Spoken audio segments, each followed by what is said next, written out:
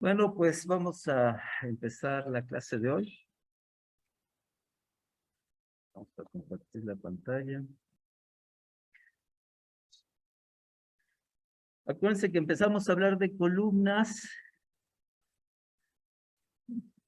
Nada más rápidamente, les comento que hoy vamos a tener que acabar la clase un poquito más temprano, 10 o 15 minutos más temprano. Hoy vamos a empezar un curso de análisis sísmico no lineal. No sé si ven que empieza el 29 de julio. Y a partir del 29 de julio, que es hoy, siempre hay sesiones los viernes a las 4. Y al primero que le toca presentar en este evento, pues es a mí. Entonces voy a tener que salir corriendo de aquí a la oficina para poder estar conectado a las 4 y empezar este curso. Vamos a acabar un poquito más temprano de lo normal hoy. Una disculpa por eso. Y si se acuerdan, estábamos hablando del diseño de columnas. Antes de aprender a dimensionar las columnas, queríamos o planteamos que no es suficiente con calcular el momento primario como nos han enseñado hasta ahorita a calcularlo, sino por efecto de la carga axial se crea un momento secundario y que hay que entender entonces que la columna tiene un momento más grande que el que calcularíamos normalmente, que sería la suma del momento primario más el momento secundario. Y que cuando diseñáramos una columna, pues teníamos que tener en cuenta eso. Estábamos tratando de entender qué cosas afectan el momento secundario. Ya habíamos discutido 4. La rigidez de las vigas. Mientras más rígidas las vigas, menor el momento secundario. También está la rigidez de las columnas. A mayor rigidez de las columnas, menor el momento secundario. También estaba cómo se deforman las columnas, si en curvatura simple o en curvatura doble. Y habíamos concluido que si se deformaban en curvatura simple, mayor el momento secundario. También finalmente decíamos que nuestros marcos, normalmente nuestras columnas, forman parte de estructuras que se desplazan lateralmente y que si se desplazan poco, pues esos momentos secundarios son menores. Si se desplazan más, esos momentos secundarios son más grandes. Entonces decíamos que en función de si introducíamos elementos rigidizantes en la estructura para controlar la deformación lateral, los momentos secundarios serían menores. Y el último punto, que es a donde nos habíamos quedado en la clase pasada, es que si se acuerdan, los elementos de concreto no solo desarrollan deformaciones elásticas inmediatas, sino también deformaciones diferidas. ¿Se acuerdan del curso de elementos de concreto que para calcular la flecha, calculábamos una flecha inmediata y luego calculábamos una flecha diferida y la sumábamos para tener la flecha total? Bueno, las columnas y todo lo que está en nuestra estructura de concreto también tiene deformaciones diferidas. Y acuérdense que mientras mayor la deformación, mayor los momentos secundarios. Entonces también hay que tomar estos efectos a largo plazo. ¿Cómo vamos a tomar en cuenta estos momentos secundarios? Porque no es tan fácil tomarlos en cuenta. A ver, ¿por qué no es tan fácil tomarlos en cuenta? Pues miren, imagínense que nosotros ponemos estos momentos, miren cómo están estos momentos, de tal manera que la columna se deformaría en curvatura simple. Por presencia de la carga axial, no sé si ven que en esta distancia que está marcada con el 1, se crearían momentos secundarios sobre la configuración deformada de la columna, que harían que la columna, por el efecto de esos efectos secundarios, se deformaría un poquito más. Pero al deformarse un poquito más, se incrementan los momentos secundarios, lo que haría que la columna se deformaría un poquito más. Entonces, noten que habría que ir por etapas, ¿no? Ver cómo el momento secundario incrementa un poco la deflexión. Al incrementarse la deformación de la columna, se incrementan los momentos secundarios y tendríamos que ir progresivamente ajustando. Entonces, eso es lo que dice acá, y dice que, pues, debido a este efecto, pues el cálculo de los efectos de segundo orden es laborioso y complejo. Y que bajo estas circunstancias existen dos posibilidades: que esta solución converja o que de plano se pandee la columna. Entonces dice que hoy en día existen programas de análisis. Acuérdense que al final de cuentas todo en el despacho lo hacemos con computadora, con calculadora. Y si estuviésemos en el despacho, pues así lo haríamos. Le pediríamos al software de análisis que tomase en cuenta este efecto. Pero para los alumnos de el curso de estructuras de concreto, eso no es una opción válida, porque el alumno le tiene que mostrar al profesor, a la universidad, que entiende lo que son estos efectos, que los podría calcular a mano y que, pues bueno, a la larga, cuando trabaje en un despacho, si decide seguir la rama estructural de la carrera de ingeniería civil, tendría el software. Entonces, acá tienen ustedes que calcular el momento secundario a mano. Entonces, pues vamos a tener los momentos primarios, que son los que hemos aprendido a calcular hasta ahorita, y vamos a aprender a calcular un factor delta que es mayor que 1. Cuando multiplicamos este factor delta por el momento primario, lo incrementamos y este factor delta pues toma en cuenta la existencia del momento secundario. Y entonces el momento para el cual vamos a diseñar la columna va a ser el momento que calculamos por un factor mayor que 1. Ese factor le estamos llamando a las notas delta. ¿Cuál sería el efecto? ¿Se acuerdan el concepto de diagrama de interacción? Imagínense que inicialmente, con nuestro análisis, nosotros calculamos que en nuestra columna hay un axial y un momento. Imagínense que este fuera el punto de diseño que calculamos. Y entonces, según el diagrama de interacción rojo, esta columna sería suficiente para tomar esta combinación de diseño. Pero ¿qué tal si incrementamos este momento? ¿Se acuerdan que dijimos que lo vamos a multiplicar por un factor delta mayor que 1? Entonces, aunque esta carga se mantiene constante, el momento ya es mayor que el que calcularíamos inicialmente. No sé si ven que este punto ya se salió del diagrama de interacción de la columna. ¿Qué quiere decir? Que ya la columna no es suficiente para tomar este momento amplificado. Entonces, tendríamos que ajustar la columna en su tamaño o en su cuantía de acero, de tal manera de hacerla más resistente y que bajo esta circunstancia, con este momento amplificado, la columna pueda resistir. Entonces, digamos, nuestro reto en estas clases, en esta y la de lunes, es entender cómo se calcula este factor delta. Para calcular ese factor delta es muy importante primero saber calcular la carga de pandeo de una columna.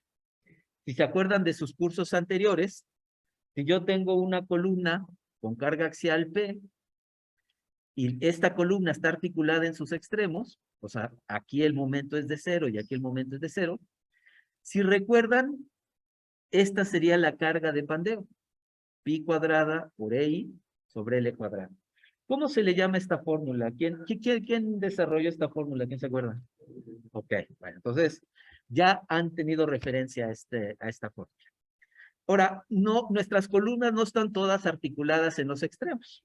Entonces, ¿se acuerdan que para otras condiciones de apoyo en los extremos es necesario estimar una longitud equivalente, KL? Entonces, en función de cómo sean los apoyos de la columna, repito, pues el L, este no va a ser L cuadrado, sino voy a tener que sacar un factor K que me dé lugar a una longitud equivalente. ¿Cómo se saca ese factor K? Si se acuerdan, se buscan la distancia que hay entre puntos de momento cero o puntos de inflexión. Entonces, en esta columna articulada en los extremos, acá el momento es 0, acá el momento es 0, y entonces la longitud pues es la distancia que separa estos dos puntos de momento de 0. Pero si mi columna estuviese empotrada, pueden recordar que se deforma así, o sea, aquí el giro está libre, pero acá por estar empotrado el giro no está libre. Y entonces hay un punto de inflexión aquí al cuarto de la altura y aquí hay otro punto de inflexión al cuarto, bueno, este es a 3/4 de la altura, este es a 1/4 de la altura.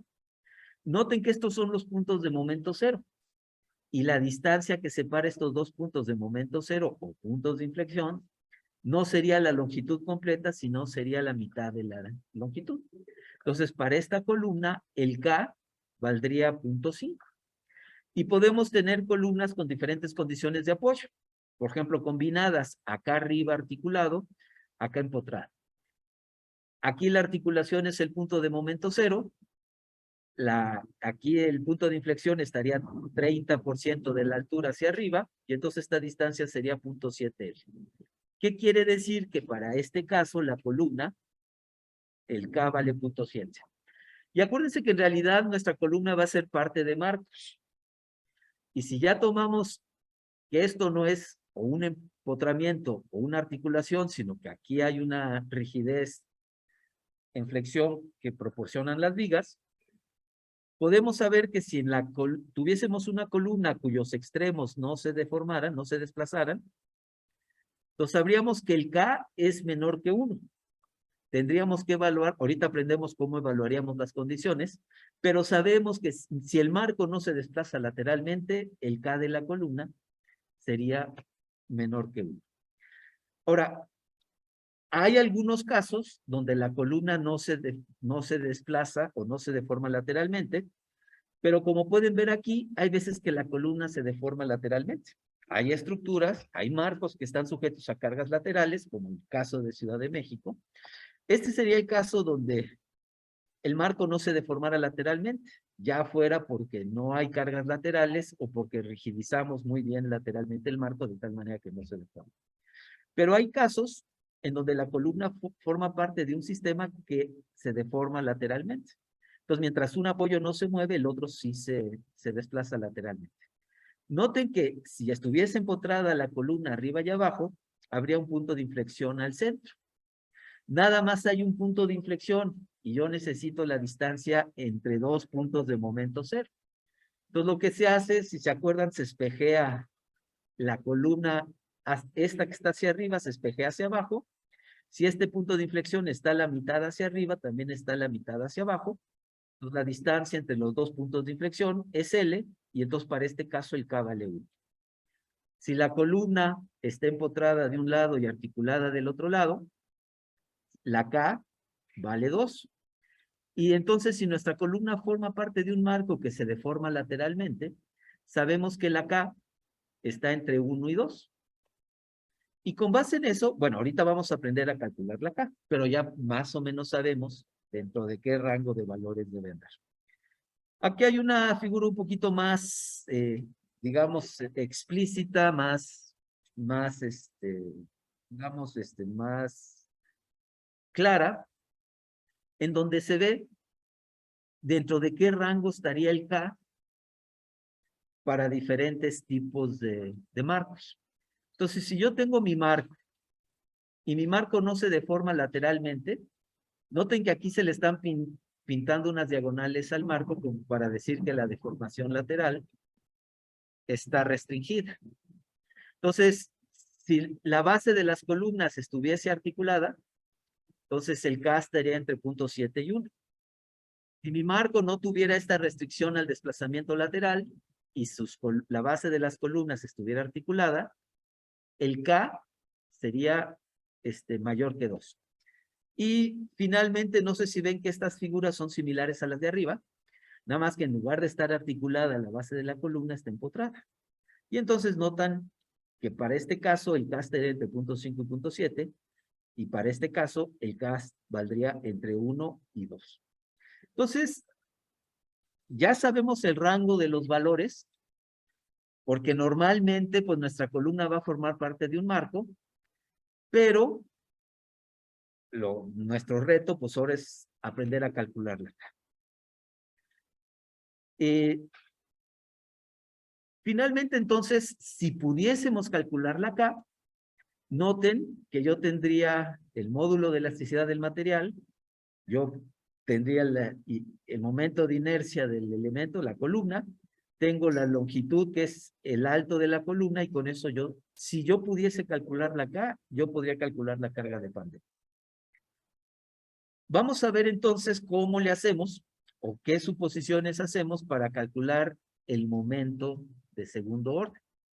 Bueno, más que el momento de segundo orden o el momento secundario, es el momento máximo total, que es la suma del primario más el secundario.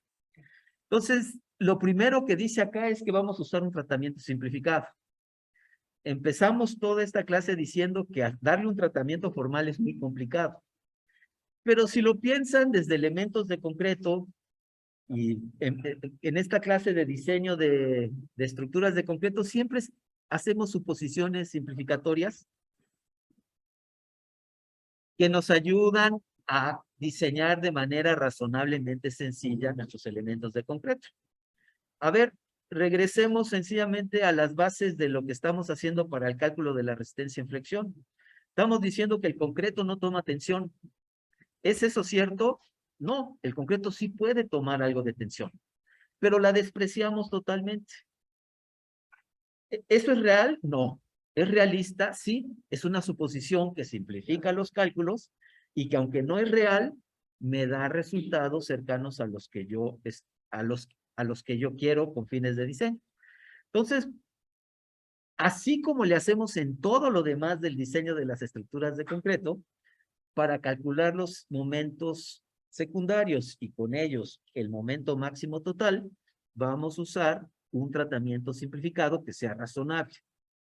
Entonces vamos a ir estudiando diferentes casos para entender cómo calcular el momento secundario.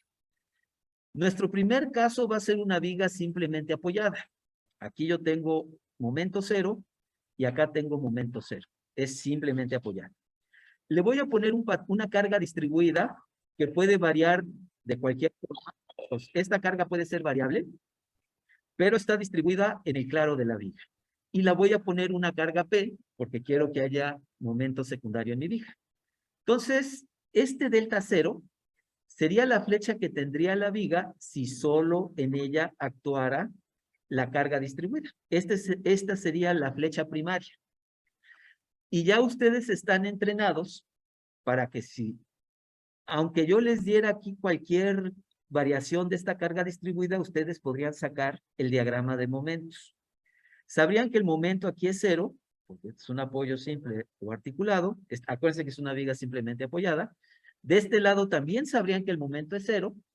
Y según la forma de esta carga distribuida, sería la forma exacta de este diagrama de momentos. Pero lo que sí podemos decir, no sabemos exactamente esta forma del diagrama de momentos, pero independientemente de cómo sea esta carga distribuida, lo que sí podemos decir es que casi el momento más grande va a estar al centro del claro. No necesariamente exactamente al centro del claro, pero repito, independientemente de cómo sea esta carga distribuida, de cómo varíe, lo que sí sabemos es que el momento máximo va a estar muy cercano en el centro del claro. Y lo que también sabemos es que el momento secundario también va a ser casi el valor más grande en el centro del claro, no necesariamente en el centro del claro, pero muy cerca del centro del claro. Entonces lo que vamos a suponer es que estos momentos máximos están en el centro del claro. Es una simplificación, pero es una simplificación razonable. Ahora, delta cero representa la flecha primaria, la que produce las cargas que están actuando. Esta ustedes la sabrían calcular. Esta delta 1 es producto de los efectos secundarios. Ven que hay una P y que hay un delta y una flecha. Esta P por esta flecha, pues produce, no sé si ven que esta P con respecto al centro de la viga ya deformada, produciría un momento de P por delta 0 más delta 1, que es este.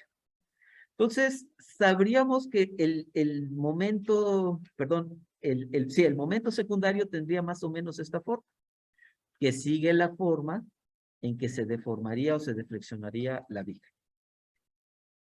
Entonces, vamos a sacar esta flecha delta 1 para poder sacar esta flecha total.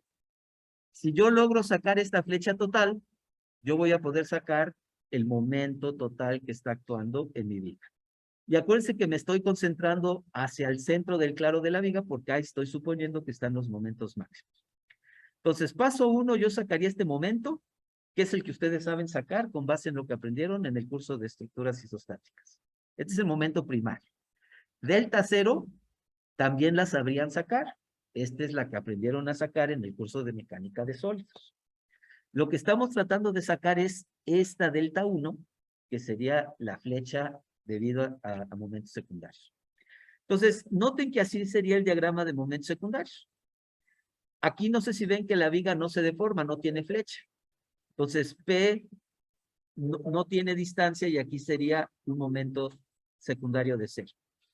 Pero aquí no sé si ven que la P actúa en esta distancia delta 0 más delta 1, y entonces aquí el momento se maximizaría como P por delta 0 más delta 1. Vamos a sacar la flecha debido a esta flecha delta 1 debido a este momento secundario. ¿Se acuerdan que eso ya lo repasamos en la tarea 1? De hecho, la tarea 1 se supone que tienen que sacar la flecha en el extremo de la viga. ¿Qué opciones tenemos para sacar esta flecha? ¿Quién se acuerda cómo? Cuando hablamos de sacar la flecha en el extremo de la viga, dijimos que teníamos dos alternativas. ¿Cuáles eran las dos alternativas? ¿Quién se acuerda? Trabajo virtual era una y la otra, área-momento. Como el teorema área-momento es más fácil, vamos a usar el teorema área-momento para sacar esta flecha delta 1. ¿Cómo se saca el teorema área-momento? Yo quiero sacar la flecha de la mitad del claro con respecto al extremo. Entonces tengo que tomar el diagrama de curvatura entre estos dos puntos y sacar su área. Noten que aquí está sombreada de azul esa área. Y una vez que obtenga esta área, ¿por qué la multiplico? ¿Se acuerdan? Ya está esa área. Esa es el área que voy a hacer en el teorema área-momento. Y luego, ¿qué más hago con esta área? Saco el centroide de esta área con respecto al punto donde quiero sacar la deflexión. Y saco este centroide y multiplico esta área por este centroide. Bueno, a ver, vamos a hacer otra suposición.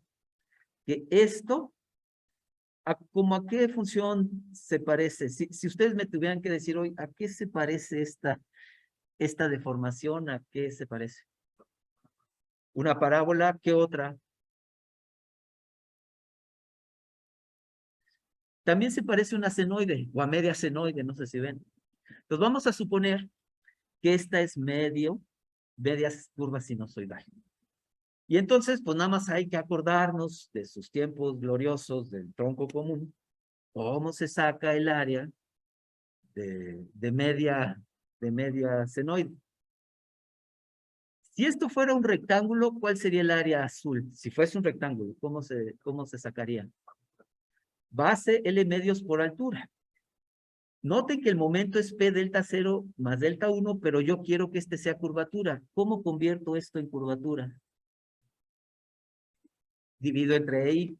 Entonces, la altura sería entre EI y la base L medios.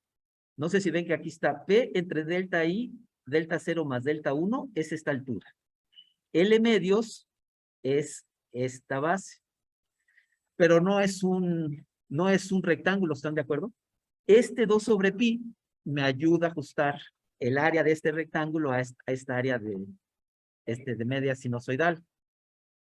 Si esto fuera triangular, esto en lugar de 2 sobre pi sería un medio. Pero como es media senoide, entonces el factor de ajuste es 2 sobre pi.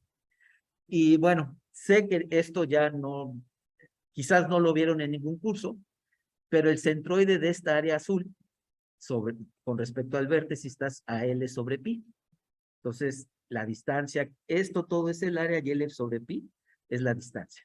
Entonces, la flecha a la mitad del claro debido a momentos secundarios, si reacomodamos todo esto, nos da esta expresión. Aquí hay una pi cuadrada entre EI y una L cuadrada arriba. ¿Qué es todo esto? ¿Quién me dice? ¿Qué es pi cuadrada EI sobre L cuadrada? Es la carga de Pandeo, ¿están de acuerdo? Y es la carga de Pandeo porque este elemento está articulado de un lado y articulado del otro. Cuando eso pasa, pues esta es la carga de Pandeo. Entonces, pero noten que está de cabeza.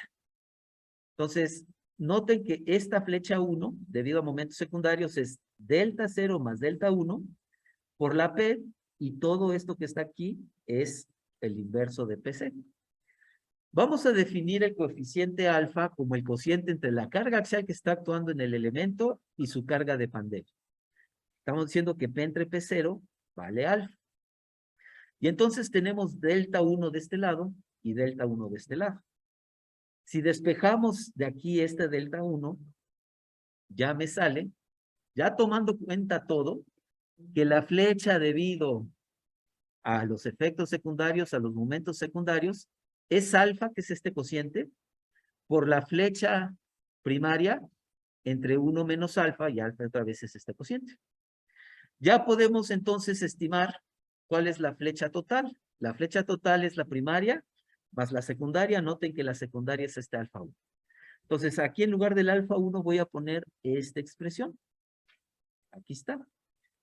Y le sigo trabajando y me sale que la flecha máxima ya con todos los efectos combinados es la flecha primaria por 1 menos alfa. Vamos a ver, vamos a tratar de establecer, nada más para que vean de qué orden es esta flecha. ¿Qué pasa si yo le pongo la carga de pandeo a mi columna? ¿No? Acuérdense que la P es la carga que está actuando en mi columna. ¿Cuánto vale el alfa cuando la carga P es igual a la carga de pandeo? 1. Y entonces no sé si ven que este aquí me va a quedar 1. 1 menos 1, ¿cuánto me da acá? Y entonces la flecha máxima, ¿cuánto me da? ¿Cuánto? Indefinida. Infinito, podríamos decir. ¿Qué me está diciendo la ecuación con esto de que la flecha se hizo infinita? Que se pandeó y la columna se fue de lado. No sé si ven que aunque el tratamiento es simplificado, me está hablando de ciertas cosas. Entonces noten que mientras mayor sea la carga actuante en relación a la carga de pandeo, este alfa se hace más grande, este número se hace más chiquito y la flecha se hace más grande, porque la carga axial se hace más grande y el efecto secundario se hace más grande. Bueno, ahora sí ya puedo calcular mi momento máximo. El momento máximo es el momento primario máximo, que se lo van a calcular ustedes, más el momento secundario máximo. ¿Cuál es el momento secundario máximo? Pues es la carga axial por la flecha en el punto donde se hace el mayor momento, la mayor flecha. ¿Están de acuerdo que aquí se ve la flecha más grande?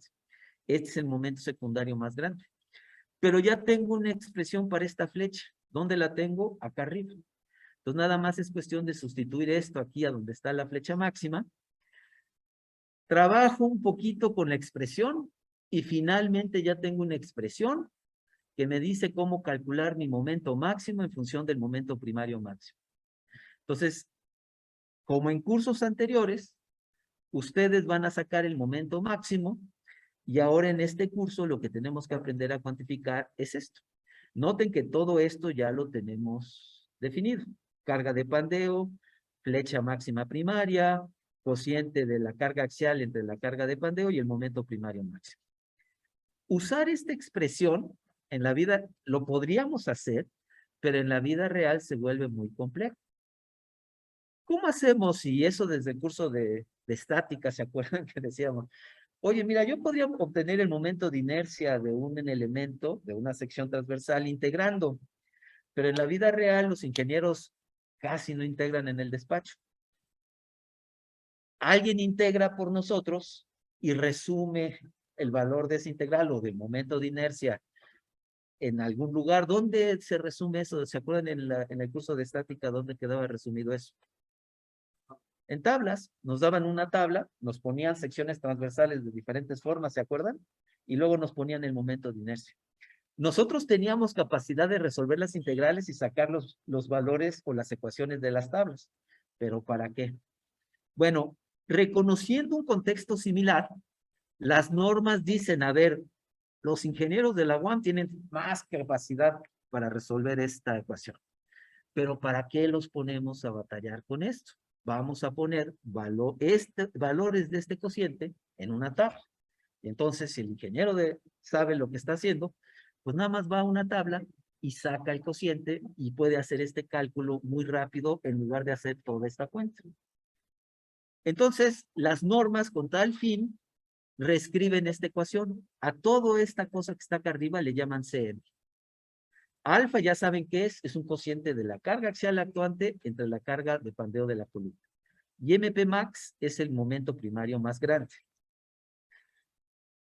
Noten que delta es esto. ¿Se acuerdan que dijimos que el momento máximo era delta por el momento primario máximo? Entonces, esto que vienen las normas con este nombre, en este curso nosotros a todo esto le estamos llamando delta. ¿Se acuerdan qué valor debe tener ese delta? O por lo menos, comparado con 1, ¿cómo debe ser este delta? Mayor. Exacto. Entonces, es un momento de amplificación porque el momento máximo es mayor que el primario. Bueno, este CM, esta expresión, pues es la que está aquí. Pero lo que se hace, lo dicho, es, en ciertos casos, pues se da una tabla, ¿no? Y en la tabla, ¿se acuerdan que estuvimos trabajando con este caso? Nada más que nuestra fórmula tomaba el caso donde esta carga distribuida pudiera tener cualquier forma, ¿se acuerdan? Aquí es simple, uniforme. ¿Y cuánto vale el CM para ese caso? 1. Entonces, si yo esta es la columna que tengo, o la viga que tengo, me fijo cómo está la carga distribuida, en función de esta carga distribuida, y tomando en cuenta que los apoyos, yo sé que vale 1, entonces, pues sencillamente vengo acá, el CM vale 1, y ya con eso puedo sacar el momento máximo. Bueno, noten que todo eso podríamos hacerlo, pero la norma todavía lo hace un poquito más simple para que no tengamos que recurrir a esta tabla. Noten en esta figura de arriba que aquí hay momentos. No sé si ven que aquí está el axial y aquí hay unos momentos. Nosotros no hemos estudiado este caso. Si ustedes ven el caso que estudiamos, aquí no hay momentos. Entonces, para completar el esquema, vamos a estudiar el caso de momentos y una vez que hayamos estudiado los efectos secundarios de ese caso, ya podemos hacer el planteamiento completo. Entonces, vamos a hacer este segundo caso. Ven, ahí está la carga axial, aquí tenemos un momento 1 y aquí tenemos un momento 2. Mismo planteamiento, delta 0 es la flecha por efectos primarios, o sea, es producto de la existencia de este momento 1 y este momento 2. Este delta 1 es la flecha por efectos secundarios, que es el efecto de esta P por esta distancia. Y la flecha total es la suma de la primaria más la secundaria. Vamos a tomar la posibilidad de que estos momentos no sean iguales. Pudiesen ser iguales, pero nos vamos a hacer el caso genérico en que este momento no necesariamente sea igual a este. A ver, nada más por curiosidad, si este momento y este momento fueran iguales, ¿cómo sería este diagrama de momentos? Constante. Pero estamos diciendo que queremos aprender un caso más genérico y entonces este momento lo vamos a hacer diferente a este. De hecho, el momento 2 vamos a decir que es más grande que el momento 1. Entonces, el diagrama de momentos sería así. Y aunque sabemos que la flecha primaria no es más grande en el centro del claro, está muy cerca del centro del claro. Entonces vamos a suponer que la flecha primaria, aunque sabemos que no está exactamente en el centro del claro, vamos a suponer que está en el centro del claro. Y entonces, lo mismito que antes. El momento secundario sería la P por esta distancia. Y el máximo momento secundario sería P por esta distancia del delta 0 más delta 1. Ahora, nos dicen las notas que tomemos en cuenta algunas cosas. ¿Qué pasaría si el momento 1 fuese 0? Noten que acá está el momento 2 y el momento 1 es 0.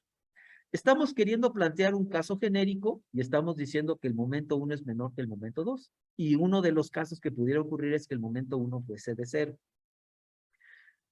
Este diagrama triangular con línea negra oscura es el diagrama de momentos primario. Y este que está aquí en línea punteada es el diagrama de momentos secundarios. Este es el mayor momento secundario que se da hacia el centro del claro, ¿se acuerdan? Que es P por la flecha máxima. Aquí los momentos secundarios cambiarían el dimensionado de este elemento de completo, ¿o no? ¿Para qué momento dimensionamos nuestra columna?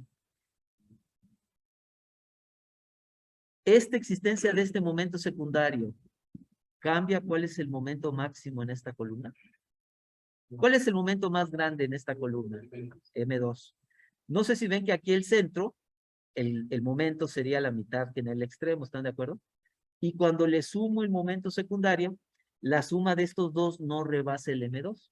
¿Qué quiere decir? Que sigue rigiendo el M2 y esta columna no cambiaría sus dimensiones debido a efectos de segundo orden. Pero esta sí, ¿sí lo ven? Porque si este momento es suficientemente grande, aunque aquí el momento primario es más chico que en el extremo, la suma de estos dos exceden a este y entonces la columna debería dimensionarse para este momento. Entonces, la norma trata de anticipar esto y hacer fácil para el ingeniero entender cuál de estos momentos debe usar. Pues todo lo que vamos a ver a continuación es un esfuerzo por parte de la gente que escriba las normas para tomar en cuenta todo lo que hemos visto, pero hacerlo de una manera sencilla y con fórmulas y no usar esta tabla que está aquí. Podríamos usar la tabla, pero la gente que escribe las normas, por ejemplo, las normas locales de Ciudad de México, hacen un esfuerzo porque no tengamos que usar las tablas y que todo lo hagamos con ecuaciones cerradas. Entonces vamos a ver qué consideraciones se hacen. Entonces, se puede demostrar, ya no lo voy a demostrar porque ya lo demostramos para el caso pasado, que el momento máximo sería el máximo momento primario, pero no sé si ven que para este caso el máximo momento primario por definición es el M2. Estamos diciendo que el M2 es mayor que el M1, y no sé si ven que por la forma de este diagrama de momentos, pues el momento 2 siempre va a ser el máximo momento primario. Entonces, este es el máximo momento primario, y lo vamos a multiplicar por el mismo factor. ¿Se acuerdan que este era el mismo factor de antes? Cm entre 1 menos. En lugar de, en este caso, sacar el Cm de tablas, vamos a establecer esta ecuación, que es aproximada, pero mejor, preferible, aunque sea aproximada, el que nos ayude a no estar usando tablas, va a simplificar muchísimo el proceso. Entonces, Cm va a ser 0.6 más 0.4 M1 sobre M2, y tiene esta suma tiene que ser mayor o igual que 4. Dice que M1 y M2, este cociente se va a considerar positivo si nuestra columna se deforma en curvatura sencilla. Si la columna se deforma en curvatura doble, dice que este cociente va a ser negativo. Entonces, ojo que vamos a tener que tratar de entender cómo se deforma la columna, porque dependiendo, si se deforma en curvatura sencilla, este cociente es positivo. Pero si se deforma en curvatura doble, este cociente va a ser negativo. ¿Quién me dice cómo sabemos? Y aquí está mostrado en las figuras. ¿Cómo sabemos que porque a nosotros en el problema solo nos van a dar los momentos. Y con los momentos nosotros tenemos que decidir si la columna se deforma en curvatura simple o doble. Entonces, imagínense que en el enunciado me dan los momentos. ¿Cómo sé que la columna se está deformando en curvatura simple? ¿Cómo? Exacto. Este va en sentido contrario de este, ¿están de acuerdo? Si eso pasa en el enunciado del problema, yo tengo que saber que la columna se deforma en curvatura simple, y entonces este cociente, ¿cómo es? Ok. Y si en el enunciado del problema estos momentos van en la misma dirección, yo tengo que saber que se deforma en curvatura doble, y entonces este cociente es negativo. Y dice la norma, ¿y qué pasa si no hay momentos en los extremos? Si ni el M1 ni el M2 vale nada, entonces se va a considerar que este cociente es 1. Entonces, bueno, esa es una cosa que vamos a tener que poner atención. Noten que con este enunciado supusimos que este extremo y este extremo no se mueven, pero ya hemos dicho que hay veces que la columna forma parte de una estructura en que uno de sus extremos se desplaza. Entonces, ¿qué pasaría si tuviésemos un caso similar, pero la columna se desplazara lateralmente? Pues dice que aunque habría que hacer las cuentas, lo que establecen los comités normativos es no ajustemos la expresión. ¿Se acuerdan esta expresión que está arriba? Momento máximo es momento 2 por Cm sobre 1 menos alfa, donde Cm vale esto. Bueno, pues aunque en este caso estrictamente no aplicaría la misma planteamiento, ven que es la misma fórmula de arriba. Y nada más que dice que cuando la columna se desplace lateralmente, en lugar de que el CM lo calculemos con esta fórmula, sencillamente cuando la columna se desplace lateralmente vamos a suponer que CM vale 1. Entonces, si aquí vale 1, no sé si ven que el momento máximo sería M2 por 1, que es M2, entre 1 menos alfa. Entonces, cuando la columna se desplace lateralmente, esta va a ser la fórmula que vamos a usar. Bueno, ya casi estamos. Ya lo último que tenemos que saber es cómo determinar el valor de K. ¿Se acuerdan que el valor de K ya discutimos en qué rangos de valores está el K, pero no hemos dicho exactamente cómo se calcula? Entonces, vamos a ver cómo lo calculamos en la vida real. ¿Por qué queremos calcular el K? Porque necesitamos sacar el valor de la carga de pandeo. ¿Y por qué queremos la carga de pandeo? Porque está metida en esta alfa. No sé si ven que para poder aplicar las fórmulas que hemos desarrollado, tenemos que calcular el alfa. Y para poder calcular el alfa, debemos saber la carga de pandeo. Entonces ya es lo único que nos falta. Si aprendemos a calcular el K, sabemos calcular la carga de pandeo, sabemos calcular el alfa y con eso ya podemos amplificar el momento. Bueno, entonces, ¿cómo se calcula? Dice que es necesario entender que la mayoría de las columnas de concreto reforzado forman partes de marcos. Casi nunca usamos columnas separadas, casi siempre forman parte de un marco. Y que entonces hay que considerar explícitamente la restricción al giro que las vigas proveen en el extremo superior y en el extremo inferior de la columna.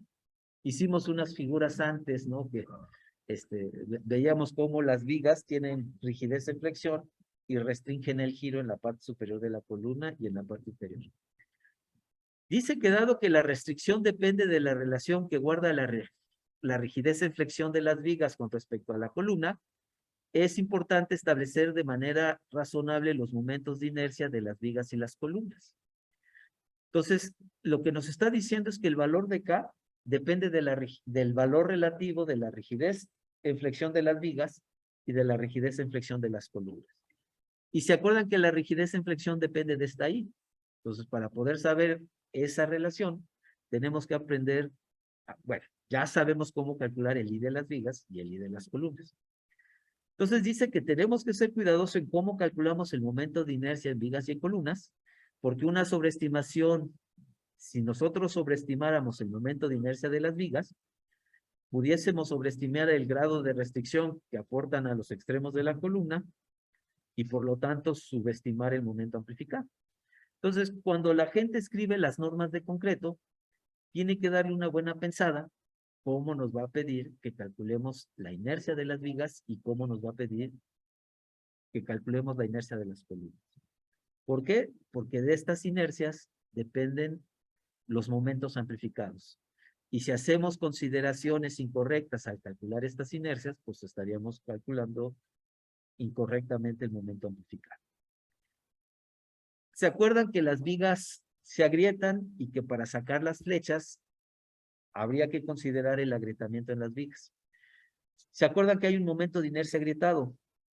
¿Saben sacar el momento de inercia agrietado de una viga, por ejemplo? ¿O no saben? En elementos de concreto lo tenían que saber, ¿se acuerdan?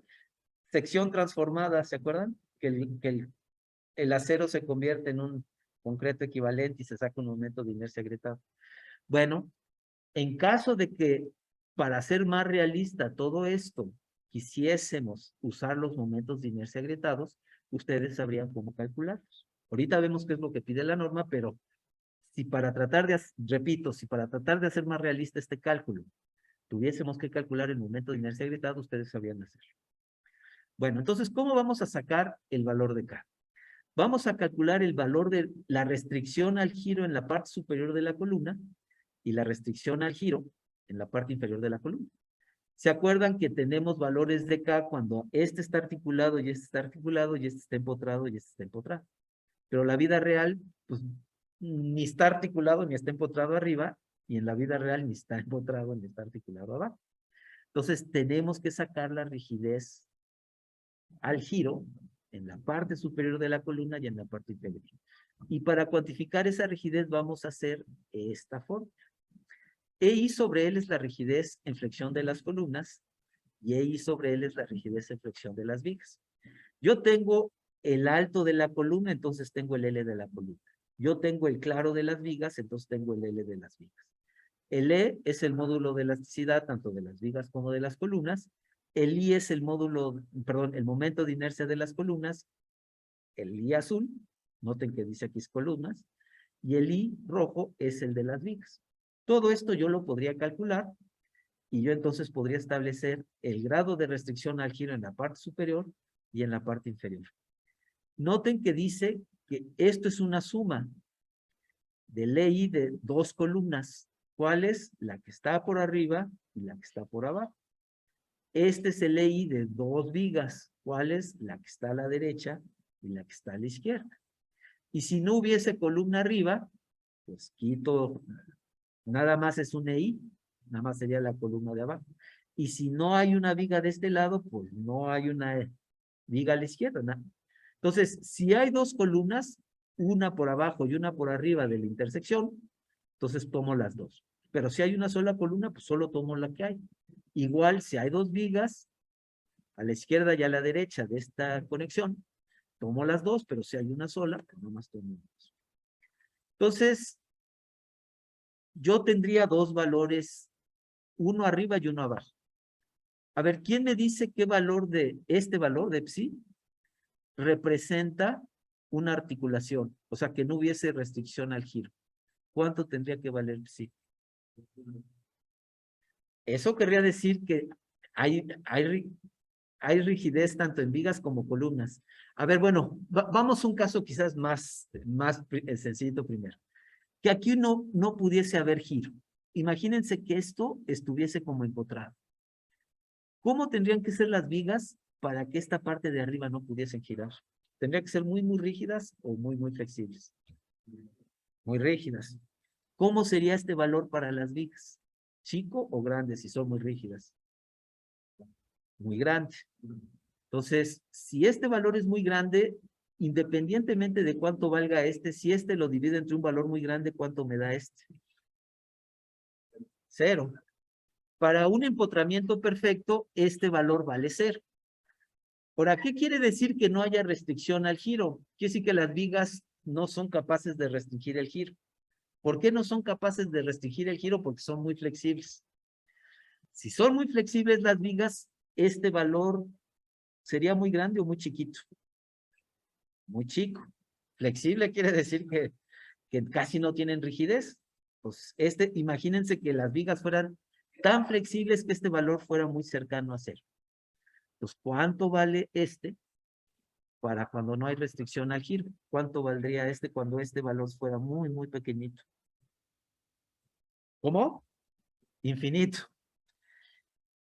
Apoyo empotrado, repito, este vale 0. Apoyos como libre para girar, como si fuese una articulación, este vale infinito. Entonces, vamos a hacer esta evaluación y vamos a usar estas figuras para sacar el K.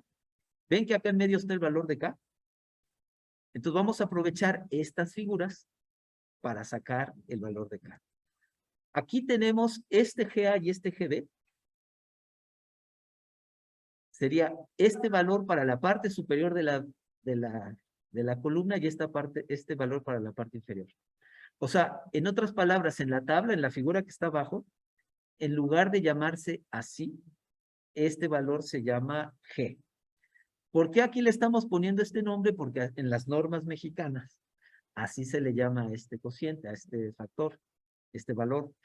Pero yo saqué esta figura no de las normas mexicanas, sino la saqué de un libro de texto americano.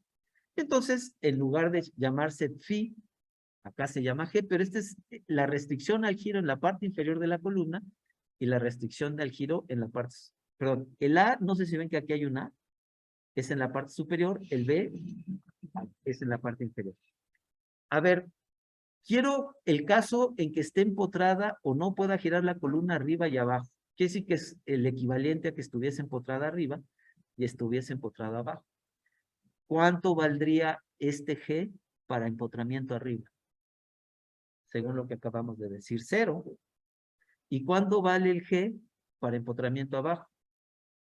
Entonces, vamos a cruzar de 0 a 0, o sea, vamos a cruzar del valor que tengamos aquí en la parte de arriba al valor que tengamos en la parte de abajo, y no sé si ven que vamos a cruzar por esta escala. Por el valor que pasemos, ese es el valor de K de esta columna.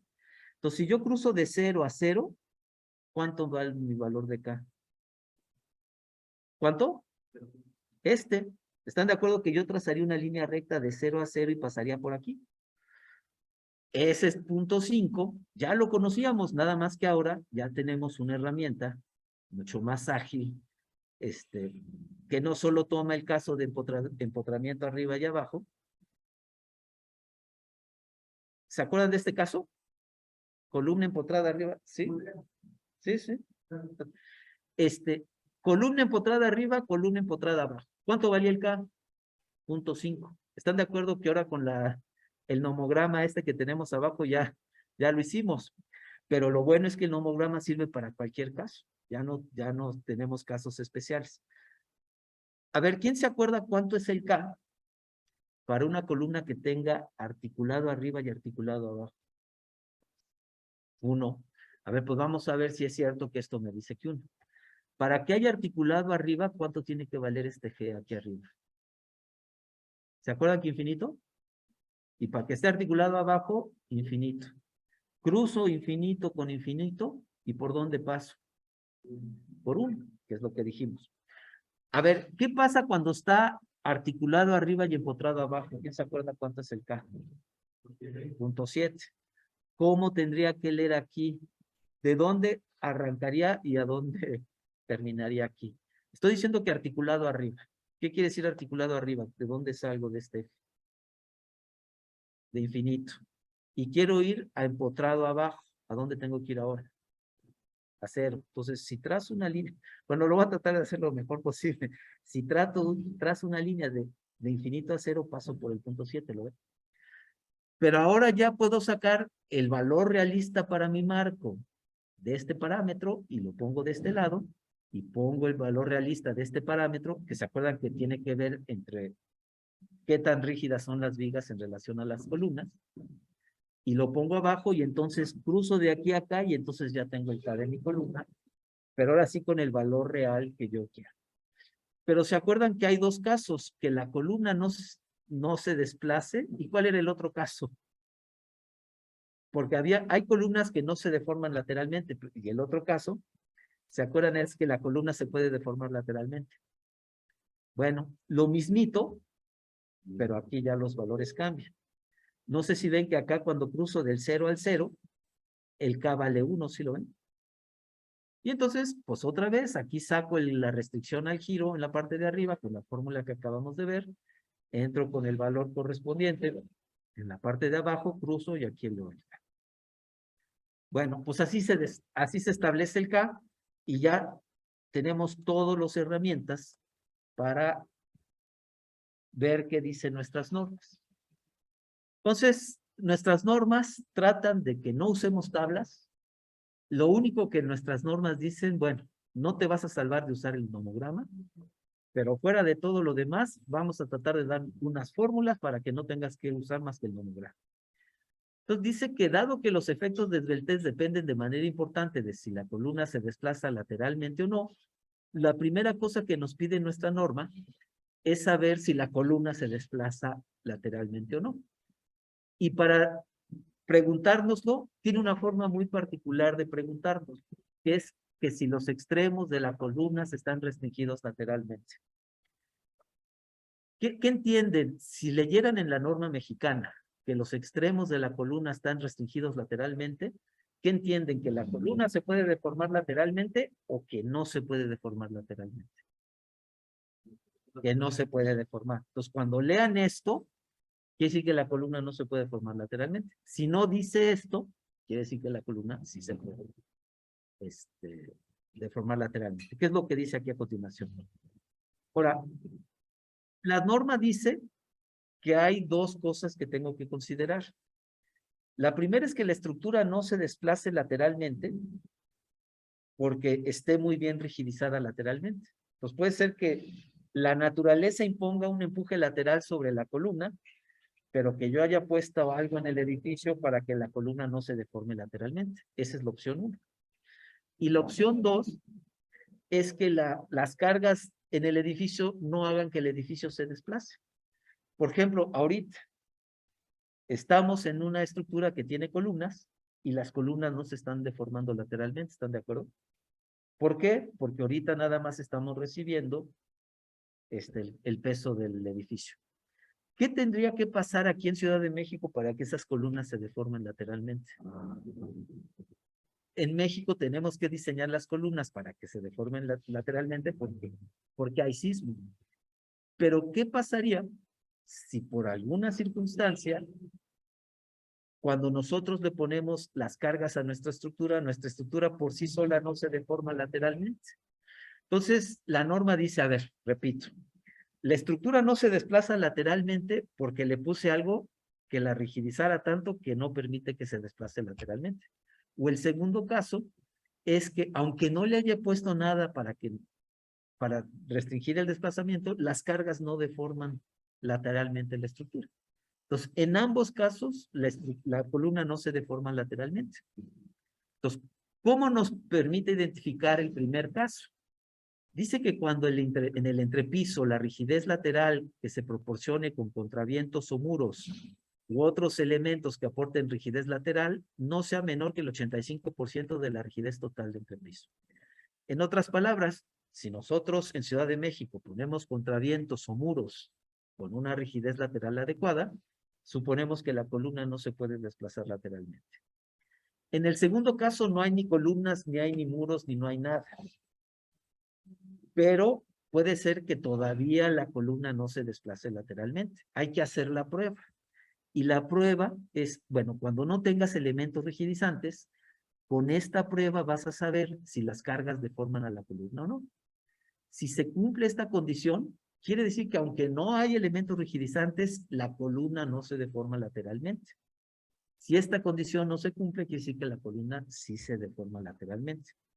A ver, pues vamos a ver qué son cada una de estas variables. El Q, ya dijimos que es un factor de comportamiento sísmico que se explica en el curso de ingeniería sísmica y que estamos aprendiendo a diseñar estructuras para Q de ¿cuánto? ¿Quién se acuerda? De 2. De memoria de 2, que es detallado ordinario, si se acuerda.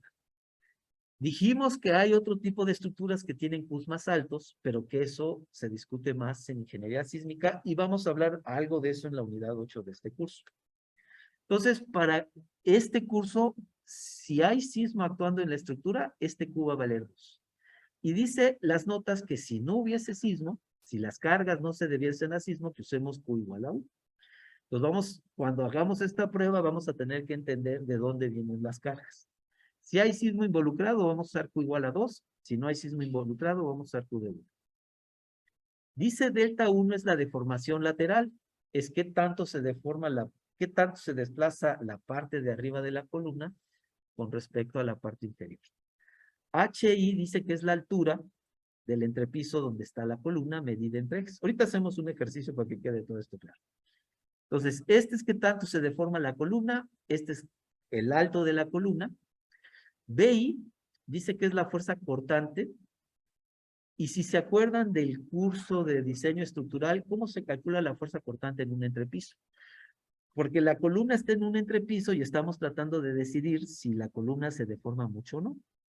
Entonces, ¿cómo se saca el cortante en un entrepiso? ¿Quién se acuerda en el curso de diseño estructural? Ustedes podían sacar estas fuerzas sísmicas, ¿se acuerdan? ¿Y cómo se calcula un cortante en un entrepiso? ¿Cómo? Con el método estático se sacan las fuerzas. Eso. Tendrían que recordar de esto, en todos los ejercicios yo los voy a tener muy presente y se los voy a recalcar. O sea, no tienen que saberse esto de memoria, pero solo recuerden que en el curso de diseño estructural, ustedes aprendieron a calcular estas fuerzas por sí. Y cuando el profesor les decía, oiga, yo quiero que me dé la fuerza cortante en un entrepiso, sumaban todas las fuerzas laterales que estaban por encima del entrepiso, que es lo que dice acá. Si ustedes están en el piso I, a partir del piso I para arriba, suman todas las fuerzas laterales actuando en todos los pisos superiores y eso se le llama el cortante de piso. Entonces, así sacaríamos este cortante. Y W es el peso vertical, son las cargas verticales que actúan en el entrepiso de interés. Entonces, así como sumamos las fuerzas laterales para sacar el cortante de entrepiso, tenemos que saber cuáles las cargas verticales que actúan en este entrepiso. Noten que si yo tengo las cargas axiales en las columnas, que normalmente las voy a tener, estas cargas axiales, ¿a quién están equilibrando? ¿Qué es lo que está actuando que está produciendo estas cargas axiales? ¿Qué produce el equilibrio de fuerzas en Y igual a 0? ¿Qué hay aquí en la estructura que está equilibrando estas cargas P? Pues la carga por gravedad. ¿Y qué creen que es este W? Pues es la carga por gravedad del entrepiso donde estoy para arriba. ¿Qué les estoy tratando de decir? Que en un ejercicio, en lugar de sacar la carga por gravedad piso por piso, sencillamente vamos a sumar el axial de todas las columnas y ese axial de todas las columnas, esta suma, pues es la carga por gravedad que me están pidiendo que use en esta forma. Entonces, ¿se acuerdan? Este cortante es la suma de fuerzas laterales del entrepiso hasta la azotea. Este W es la suma de cargas axiales en todas las columnas del entrepiso de interés. Delta I es que tanto se está deformando el entrepiso donde está la columna de mi interés y HI es la altura de ese entrepiso. Entonces, con esto hacemos la prueba de, aunque no hay elementos rigidizantes, si la columna se está desplazando. Entonces, a ver, quiero ser muy claro. Si en nuestro entrepiso tiene contravientos, muros u otro elemento rigidizante, vamos a decir que la columna no se desplaza lateralmente. Pero también vamos a tener un segundo caso, donde no vamos a tener ni contravientos, ni muros, ni otro elemento rigidizante. Vamos a tener los puros marcos. Vamos a tener que hacer en ese segundo caso una revisión. Si se satisface esta condición, aunque no haya elemento rigidizante, vamos a decir que la columna no se desplaza lateralmente. Pero si esta condición no se cumple, entonces vamos a decir que sí se desplaza lateralmente. Bueno. ¿Cómo vamos a sacar la longitud efectiva? ¿Se acuerdan que esta cache es muy importante? Vamos a sacar la longitud libre del elemento. ¿Qué implica esto de libre? Cuando yo tengo la altura, ¿qué implica que es? ¿A qué viene la palabra libre? ¿Qué quiere decir eso de que es la altura libre? Es la altura, pero sin tomar en cuenta la altura de las... No es la altura del entrepiso total, es nada más el entrepiso del paño inferior de la viga de arriba y el paño superior de la viga de abajo. No es la altura total del entrepiso, porque el entrepiso llega aquí a la mitad de la viga, ¿no? ¿Sí me entienden? Ahorita hacemos un ejercicio de todas maneras ilustrado. Bueno, entonces yo voy a sacar la longitud libre y luego saco el K. ¿De dónde saco la K? De los nomogramas. Con eso saco H'. Después de que nos da todas estas definiciones, la norma nos dice que la columna tiene que diseñarse para la carga axial del diseño y el momento amplificado. Ya dijimos, ahorita vamos a ver cómo se amplifica el momento. Lo primer caso que nos dice es, ¿qué pasa si los elementos están lateralmente restringidos? Se puede, noten así lo dice nuestra norma. ¿A qué se refiere? ¿Al caso en que se puede deformar lateralmente la columna o al caso en que no se puede deformar? ¿Qué quiere decir esto que está aquí en letra cruz? No se puede deformar. Entonces yo tengo que evaluar, ¿se acuerdan que ya tenemos elementos aquí arriba para decidir si se puede deformar o no? Pues ya decidí si se puede deformar lateralmente o no con estos criterios. Y entonces me dice la norma, en caso de que no se pueda deformar lateralmente, los efectos de esbeltez pueden despreciarse, o sea, no vas a calcular el momento secundario, vas a diseñar para el puro momento primario si se da esta condición. H' es K por H, ya discutimos cómo se saca. R es el radio de giro ¿En qué materia vieron esto? ¿Cómo se calcula este? Háganle memoria. ¿En dónde aprendieron a calcular y luego lo dividían entre el área y le sacaban un raíz? Resistencia a materiales. Ah, bueno, en España sí es, allá debería enseñarse en resistencia de materiales, pero en México ¿se acuerdan que aquí en la universidad lo enseñamos en el curso de estática? Ah, vale, vale. Gracias. ¿Se acuerdan el signo M1 y M2? ¿Cómo le ponemos signo a este cociente? ¿Cuándo es positivo? Curvatura simple, negativo cuando es curvatura doble, ¿se acuerdan? Ya estos valores los vamos a tener y vamos a poder evaluar esta H', este radio de giro y este cociente. Si se cumple esta condición, ya terminamos, no hay que tomar efectos desde el test. Si no se cumple esta condición, entonces hay que calcular el momento amplificado. Y lo que dice las normas es que si este cociente es tan grande como 100, el procedimiento que tenemos aquí o que estamos aprendiendo en el curso no se vale. Tendríamos que hacer un análisis formal de segundo orden. Pero esto no sucede. Y en realidad, a ver, en la vida real, desde el principio hacemos un análisis formal de segundo orden. ¿A quién se lo pedimos? A la computadora. ¿Por qué estamos haciendo todo esto? Para asegurarnos que entienden el concepto. Pero la verdad es que en la vida real, desde el principio haríamos este análisis formal de segundo orden. Entonces, noten que bajo ciertas condiciones, la norma exige este análisis formal. Entonces, si no se cumple esta condición y este cociente no rebase de 100, la norma nos pide sacar el máximo momento, pero ya con efectos de segundo orden. ¿Quién es M2? ¿Quién se acuerda? Es el momento más grande en la columna, ¿se acuerdan? Entonces me está pidiendo que el momento más grande en la columna lo multiplique por este factor. Este M2 se saca, ya, es el momento de primer orden, este ya lo saben sacar ustedes. Entonces tengo este factor de amplificación, es Cm por 1 menos alfa. ¿Se acuerdan que nuestra fórmula decía Cm por 1 menos alfa? Y entonces aquí, ¿qué representa este punto 75? Se parece mucho a nuestra fórmula, nada más que la norma le mete aquí un punto 75. ¿Qué representa ese punto 75? Un factor de reducción de resistencia. No sé si ven que estamos aquí metiendo este factor de reducción de resistencia. Es el mismo formulación que acabamos de discutir en las normas, pero con el factor de reducción de resistencia. ¿Se acuerdan? Esta es la misma fórmula que está en las normas. Perdón, que acabamos de desarrollar antes, y este cociente es positivo o negativo según lo que ustedes me acaban de decir. Esta PC, ¿se acuerdan quién es? La carga de pandeo, y esta H' es K por H. Y finalmente el EI que necesito, perdón, para calcular esta carga, es C, el módulo del estado de concreto por la inercia gruesa, pero por punto 4. ¿Qué creen que esté tratando de representar este punto 4? En esta, y es la inercia gruesa, sería BH cúbica sobre 12. Entonces, este punto 4, ¿qué está tratando de tomar en cuenta?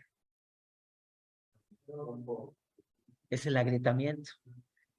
Quienes hicieron esta formulación dijeron, hay que tomar en cuenta que esta carga de pandeo se hace más chica si la columna se agrieta. ¿Y quién se acuerda 1 más U de elementos de concreto cuando metemos esta relación entre la carga axial de diseño permanente contra la, digamos, la total contra la permanente? ¿Qué es lo que queremos evaluar con esto? ¿Se acuerdan? La flecha diferida, los efectos de largo plazo. Pues a través de esta U, nuestra norma quiere tomar en cuenta los efectos de largo plazo. Entonces noten cómo castigan la rigidez en flexión de la columna. La agrietan y todavía la disminuyen un poquito más para tomar en cuenta efectos de largo plazo. U, si se acuerdan, es la relación entre la carga axial de diseño sostenida, que son la carga muerta y la carga viva permanente, dividida entre la carga de diseño total. Bueno, eso es si la columna no se deforma lateralmente. ¿Qué pasa si la columna sí se deforma lateralmente? Nuestras normas dicen que nuestra columna no tiene sus extremos restringidos lateralmente y nos da esta fórmula. Estos son los momentos de las cargas que no producen deformación lateral y ese viene de sismo. Estos son los momentos que son derivados de las cargas que producen deformación lateral. Estos son los momentos amplificados y no sé si ven que los momentos debidos a cargas verticales no se amplifican. ¿Cuáles se amplifican? Los momentos debido a sismo. Y el factor de amplificación para los momentos debido a sismo son estos. ¿Cómo se calcula este factor de amplificación? ¿Quién se acuerda qué es W? La carga vertical arriba del entrepiso de interés. El Q vale 2 si hay sismo, y si no hay sismo, ¿cuánto vale? 1. Delta 1, ¿qué es? La deformación lateral ¿de quién? De las columnas o del entrepiso de interés, que incluye a la columna de interés. H, ¿qué es? La altura IBI. Ok, bueno, todo eso es lo mismo. Y lo único que nos pide la norma es que este no valga más de 1.5. Si vale más de 1.5, entonces tenemos que hacer un análisis formal de segundo orden. Bueno, ya acabamos de ver todo lo que tiene que ver con esto. La siguiente clase, vamos a ponernos a resolver un ejercicio, porque hay un montón de variables aquí involucradas y sí vale la pena hacer una consideración cuidadosa de esto. Entonces, la siguiente clase vamos a hacer un ejercicio de amplificación de momentos y donde podamos ilustrar todos estos conceptos.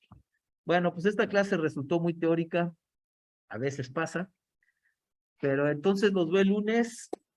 Yo me voy corriendo a dar.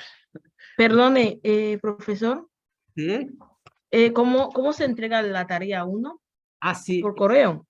sí, por correo, tendría que, digamos, poner todas las hojas de la tarea 1 en un archivo PDF.